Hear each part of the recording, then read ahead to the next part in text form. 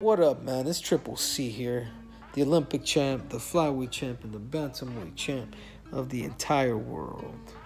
And I just want to give a shout out to my boy Kiiyon Kimura, and you guys make sure to subscribe to his YouTube channel now, today, ahora, immediately.